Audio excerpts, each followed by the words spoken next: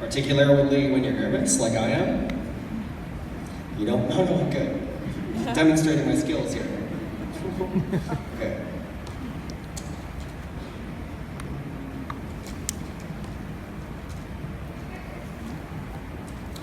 Okay, thank you guys so much for asking me to speak. I'm really, really humbled and honored to be a part of this ceremony. I just want to start by acknowledging that we're here on Treaty 6 territory and just the sacred agreements that that entails and my gratitude, and we should all be grateful to be able to be on this land. So congratulations guys, you made it to your graduation. Give yourselves a round of applause, maybe.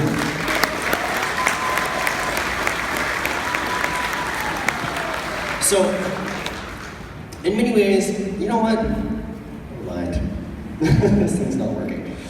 In many ways, graduation is like a miniature initiation ritual into adulthood. So, in the past, in other cultures, initiation rituals were a lot more intense. You would get dragged out into the forest and your grandfather would knock your tooth out, or they'd give you a tattoo, or you'd have to go and kill an animal and drag it back to the village or whatever. And back then, that experience would change you. You would come back to the village a different person, literally. Everyone would see it in your eyes. They would know this person is now an adult. Today, we have Facebook, and we have McDonald's, and we have the International Space Station, but for better or for worse, we don't have those kinds of intense initiation rituals. Today, adulthood is achieved a little bit at a time over a long, long period. It starts maybe when you're 14, and if everything goes well, by the time you're, say, 28, you're firing on all cylinders as an adult. With me, it was later. I was more like 30 or 32. So, in many ways, graduation from high school is a momentous occasion, and in other ways, it's just another small step in the many steps that you've already been taking, and that you're going to continue to take for probably about another decade. So, when I was a little kid, my best friend, Tyler Unterberger, he defined adulthood as sitting around a table, drinking coffee, and talking about stupid things. That's what me as a child thought that adulthood was.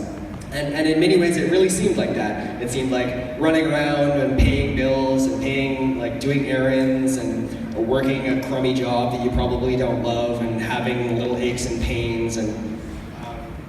But I've come to realize now, from this perspective, that was kind of like a caterpillar's perspective on a butterfly. I couldn't really understand what adulthood was from my perspective as a child. Because there's a bunch of things that they don't tell you. There's a bunch of things they don't tell you about being an adult, what it means. So I'm going to try and convey a couple of those things to you. First of all, becoming an adult is an extremely huge challenge. It's an enormous amount of work, and it's really, really difficult. And that's on top of the institutionalized challenges that some of us are going to have.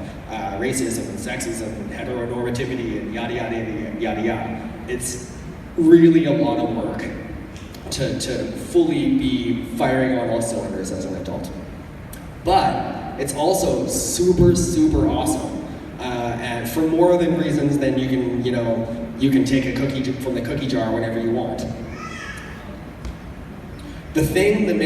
One of the things that makes being an adult really, really awesome and amazing is that, hold on.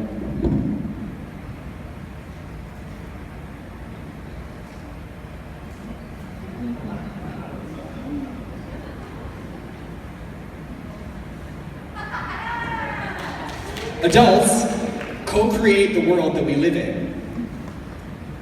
So I can now create a world where I get to wear a silly hat in front of a bunch of people. This building is here because someone 107 years ago decided we need to have a building here, and they got enough people on board, and hundreds of people worked together to build this building, and it's still here. And that's true of nearly everything that we experience, from the corn pops that you ate for breakfast, to the Interact machine that you use to pay for them, to the very fact that we use money at all. Adults choose how how to shape the world that we live in. And it's an amazing thing that we get to do. And that happens through a long process of assuming responsibility. So when you're a little kid, you're not responsible for anything, right? You get up when someone tells you to, you go to bed when somebody tells you to, you eat what someone tells you to, and you just kind of are able to just kind of glide through life. And all of us are in the process of assuming more and more responsibility over time. So responsibility for your health, around like what you eat or how much you exercise or other things you put into your body. Taking responsibility for your career, how are you going to make money, what are you going to do that helps the world and is satisfying and puts bread on the table and everything. Taking responsibility for your relationships, how you treat other people and how you allow other people to treat you. Do you surround yourself with people that build you up or people who tear you down? And taking responsibility for the big things, like, the ocean is full of plastic and it's choking the sea turtles. These are things that are a result of decisions that adults have made, and here we are, we need to deal with those things. And it sounds heavy, right? It sounds like a lot. It sounds like a lot to take on. And that's because it is. Life in all of its beauty and its tragedy and its complexity and its fragility is literally too much for any one person to bear. It's too much. So you can't do it alone. A big part of adulthood is, yes, establishing that independence of being able to take care of yourself and do what you need to do to keep yourself alive, basically. But it's also independence. It's learning to rely on other adults. So that means a lot of things, but I'm just going to say a couple of them here. Investing in deep friendships is really one of the most important things you can possibly do. Finding and learning from mentors that you respect is super important. Like Mr. Iverson said, make mistakes. Success is built on a mountain of failures. No one has it all figured out. We're all kind of just muddling through, and when we compare our insides to somebody else's outsides, like, oh man, he looks like he really has it all together, and I'm just struggling so hard. We're all struggling, and that's okay. If you're afraid, that's good. It means you're challenging yourself. It's good to be afraid.